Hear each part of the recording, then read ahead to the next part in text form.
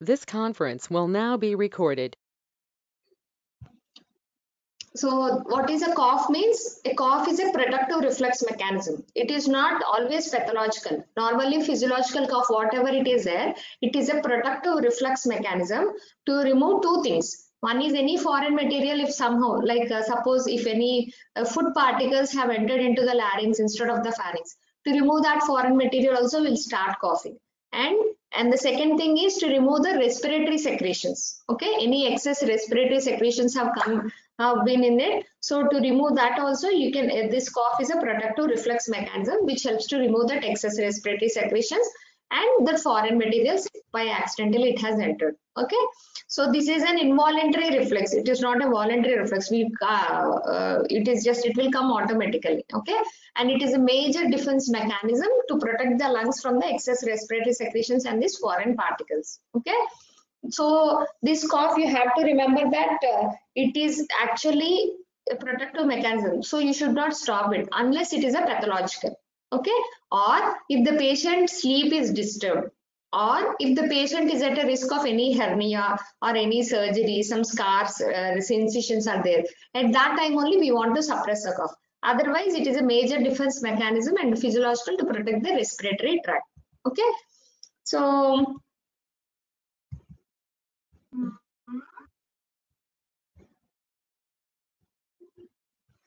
mechanism of the cough. Okay, mechanism how it is coughing means there are two mechanisms. I think you remember your physiology. If you remember your physiology, there are baroreceptors, stretch receptors, all those things in the smooth muscles, mechanoreceptors, chemoreceptors in the throat, respiratory tracts and the lungs. Okay, so what happens is both central and peripheral nervous systems are involved here. So if any of these centers are, what happens actually is the mechanoreceptors and the chemoreceptors which are present in the throat and the respiratory tract, they will get stimulated if there is any foreign particle or if there is any respiratory secretions. It will send the sensations to the brain. Okay, and then it will, the cough center will be stimulated and the cough will come out.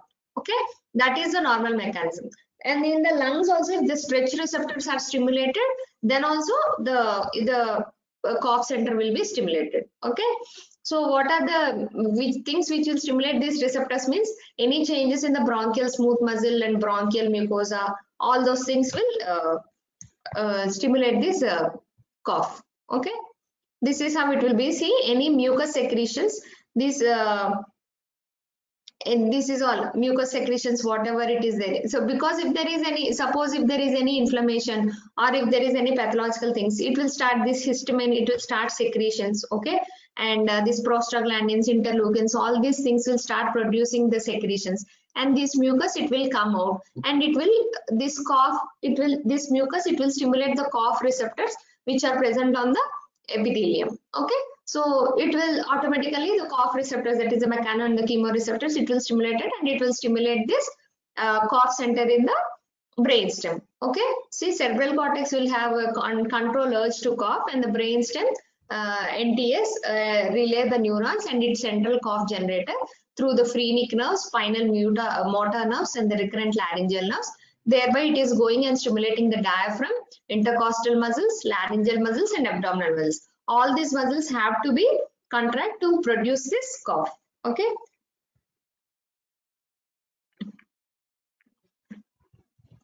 so in this cough reflex, that this all I have told you. Okay, and types of cough you have to know. There are two types. One is productive cough and the other one is non-productive or the dry cough.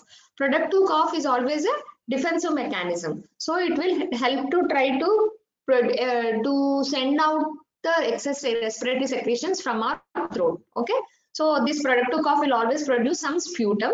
With this sputum will vary, it depends on it. Okay, if it is pathological or bacterial infections, the sputum color will change. If it is just a viral, it will be just a serous secretions in the sputum. Okay, depends on the sputum color, will identify the pathology. Okay, and the non-productive or dry cough will be just a stimulation of the dry throat. Okay, so here in both of this productive and non-productive, productive cough is very useful. Okay, and it should not be suppressed because it want to remove the excess secretions from our respiratory tract. Whereas non-productive cough, it is not very useful, so it should be suppressed. Okay, So there are two types of treatment for this, specific treatment and non-specific treatment. That specific treatment will always depends on the causes of the cough, like upper or lower respiratory tract infections, allergic rhinitis, smoking, bronchitis, TB, asthma, GERD, pneumonia, congestive heart failure, bronchiectasis, and the drugs which produce cough are the AC inhibitors. So depends on this, you will give the specific treatment. That is, most of the time antibiotics for the upper and lower respiratory tract infections. Allergic rhinitis also will give the specific drug which I'll telling in later. Smoking, you have to stop the smoking. Bronchitis also, pulmonary tuberculosis, both of them you need to start the antibiotic. Asthma, you have to give a bronchodilator. GERD, which I have told you all, okay. PPIs are the best drugs of choice for the gastroesophageal reflux diseases.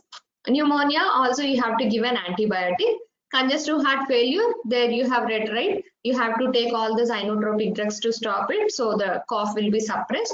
Bronchiectasis also same thing, antibiotic. And uses of the drugs, you have to stop those drugs which are producing this cough. So these are the drugs which are producing the cough: AC inhibitors, amiodarone, iodine, and iodides, and the beta blocker. Beta blockers are rarely, they do not generally produce a cough. They rarely produce a cough. Okay, and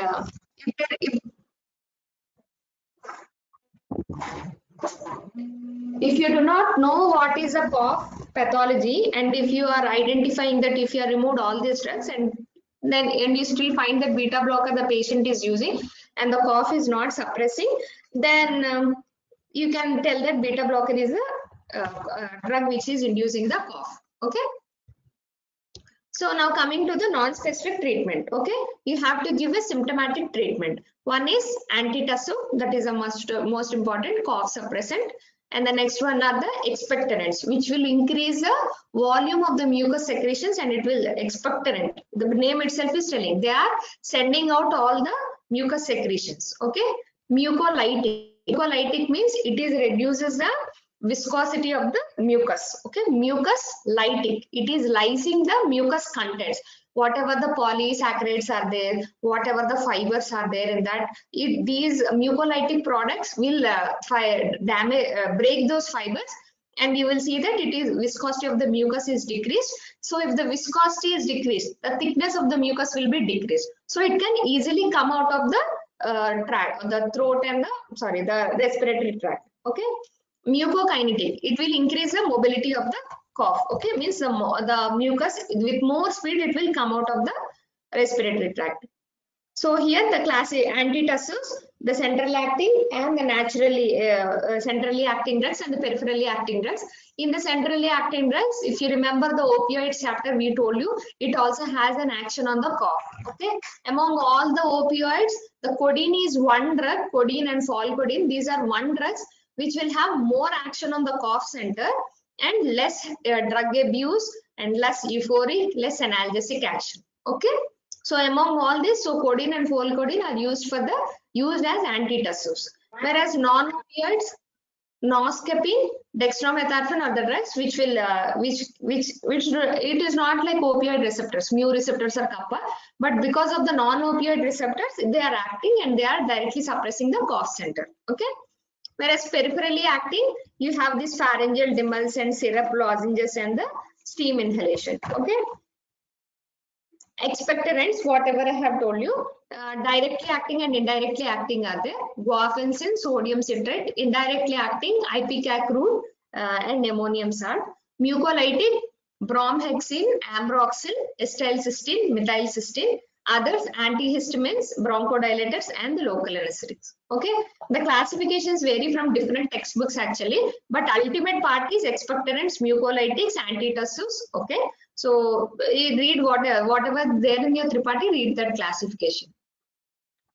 Let's coming to the main important part, that is antitussives. Okay, here antitussives, they ideally cough should not be suppressed, but if a non-productive cough is there and which is disturbing the sleep of the patient, and if it is if the person is at risk of hernia or he has been underwent surgery, then at that time we have to use this. So treatment for that. Okay, mechanism of action is, as I have mentioned, it will directly act on the cough center and it raises the threshold of the cough center. It is not suppressing the cough center here. In the medulla, the cough center threshold is raised. So even that normal stimulus cannot stimulate this cough. Okay. So the threshold of the cough center is raised. Okay. And in the respiratory tract also, the cough impulses, whatever it is generated, those impulses are also decreased here. So that is how these antitussives are used. Okay. And these are useful for the dry cough. First important drug, as I have mentioned, is codeine. Semi-synthetic opioid analgesic. It is less potent than morphine, but more selective for the cough center.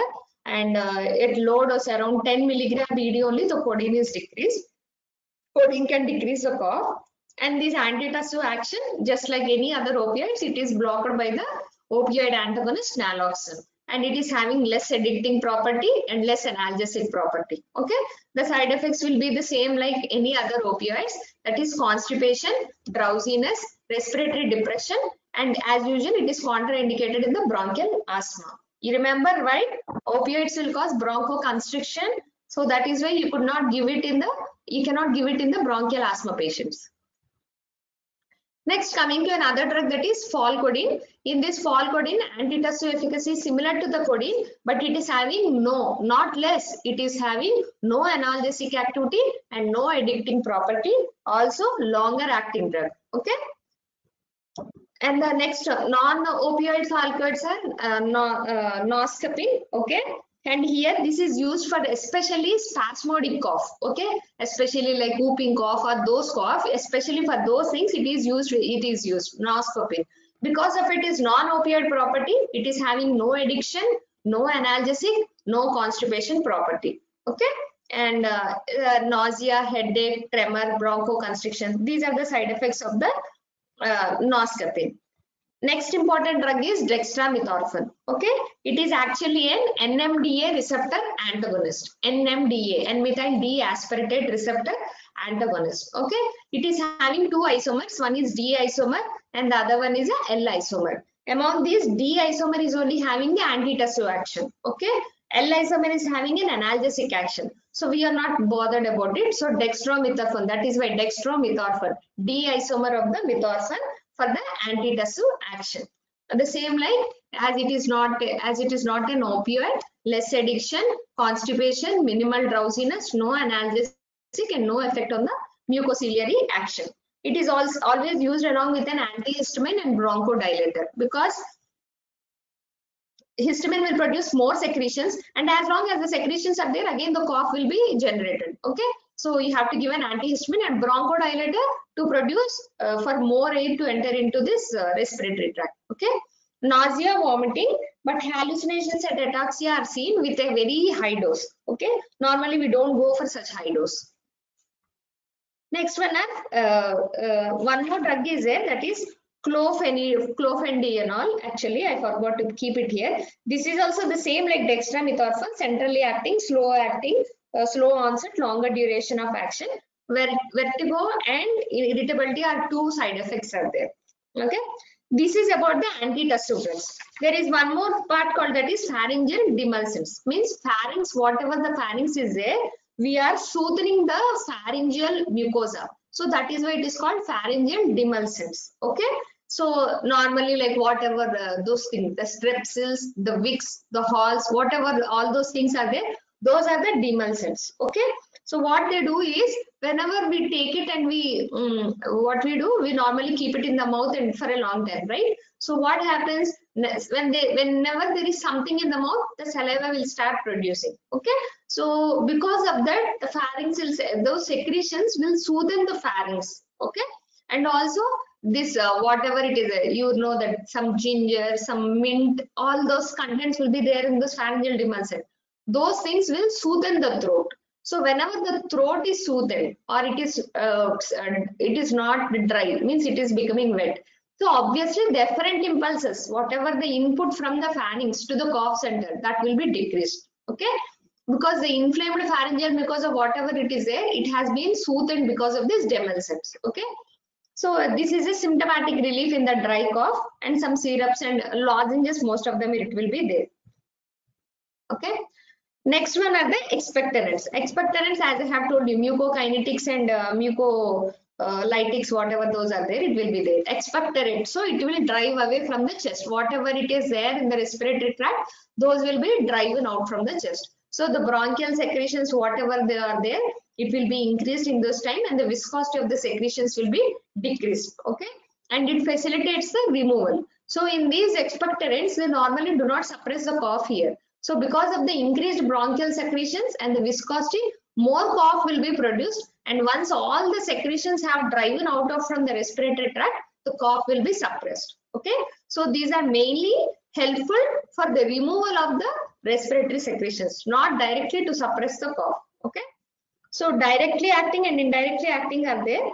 So guaifenesin, sodium potassium citrate, and ammonium salt, potassium iodide. Whatever these are there, sodium, potassium citrate, these are acting just like salt, whatever the salt is there. So your parents or your grandparents might have told you, whenever you have cough, what they will suggest you, keep one spoon of salt in a warm water and gargle in the throat. What it will do, salt wherever it is there, the sodium ion, wherever it will take out of all the inflammatory mediators. Okay, so it will remove all the secretions. Okay, and potassium iodide, but disadvantage with this potassium iodide is if you are using it for a longer time, again the patient may land up in the iodism. Okay, whereas this guaifenesin, whatever it is there, guaifenesin, Vasaka, balsam, whatever that is available in the market, these are actually plant products. Okay, so what they do is the tracheobronchial gland secretions, whatever it is there, those will be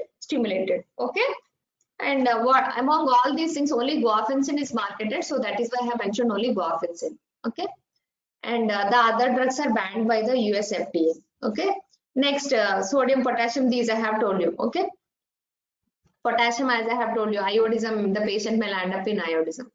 Next, coming to the mucolytics. Okay, so acetylcysteine, this is the main drug, acetylcysteine, then the bromohexine, then the ambroxol. Okay, most commonly used is acetylcysteine. It is having a specific use, whereas the bromohexine and the ambroxol, these are used in the cough syrups. Okay, so it cannot be given orally or it cannot be given IV. So this acetylcysteine has to be induced directly into the respiratory tract. So how you can give? Only through the nasal inhalation. Okay, so that is why we'll keep this directly through the nebulization. Nebulization, whatever that steam is there, that steam will go directly into the respiratory tract. So acetylcysteine directly will go into the respiratory tract and it will break the secretion, disulfide bonds and mucoproteins in the sputum. So once the sputum it gets split up, the viscosity will be decreased, and obviously whenever it is diluted, obviously it can come out of the respiratory tract with great speed. Okay. Next, like acetylcysteine, carbocysteine is there. It is also liquefying viscous sputum, and but advantage is it can be given orally, not like acetylcysteine nebulization. It can be given orally, but one big disadvantage is it can cause gastric distress and that is GI irritation and the rashes. And whenever if the patient is having peptic ulcer, it will break the peptic ulcer. So the patient may land up in the perforation. So it is contraindicated there. And these are the one bromhexine, as I have told you, Vasaka. Okay, it is a synthetic derivative of the vasicin from the Vasaka. It is also the same thing, mucopolysaccharides, whatever they are there, it will depolymerize the mucopolysaccharides and it will increase the lysosomal enzyme activity. So the volume of the sputum is increased, but the viscosity of the sputum is decreased. So the same thing, GI upset, rhinorrhea, lacrimation, it will be causing because lysosomal enzyme activity is increased. Okay. So whenever the tracheostomy mucus plug it is there, it can be used there. Next one is ambroxol. It is a metabolite of the bromhexine. Similar property, it can be given orally also. One more thing is there, that is Dornase alpha, human recombinant DNase, and it cleaves the DNA cystic fibrosis. Inhalation only, same like acetylcysteine. Okay. And last one are the antitussives and the bronchodilators. Okay. In these antihistamines and the bronchodilators. Antihistamines, they are generally a co-drug, means it is not used all alone, it is used along with the other antitussives. So it is added to antitussives and the expectorant formulation because it is having sedation action, anticholinergic action. So the person will sleep for a little longer time. And anticholinergic is, what is anticholinergic action? The mucus secretions will be decreased for the anticholinergic action. So the secretions will be decreased, and but it is not having any selective action on the cough center, no expectorant action. Okay, especially it is suitable for the allergic cough but not for the asthma. Okay, chlorpheniramine, diphenhydramine, promethazine, but not newer generation antihistaminics are not very much useful for the cough. Only the first generation antihistaminics are useful for the cough. Last one is a bronchodilators. Bronchodilators, whenever the bronchospasm is there, it will induce or aggravate the cough. Okay. So bronchodilators, what they do is they clear the secretions, they increases the surface velocity, and the airway also it will be dilated, so more air can go inside, and also at the same time all the respiratory secretions can come out. Examples are the salbutamol, beta-2 agonist, and terbutaline. Okay. Local anesthetic, these are not very properly used, but these are used only for the conditions, very rare conditions like for intractable cough of the bronchial carcinoma. It is also administered by the nebulizer to prevent the cough during the endoscopy, and it will be instilled topically in the airway. Okay.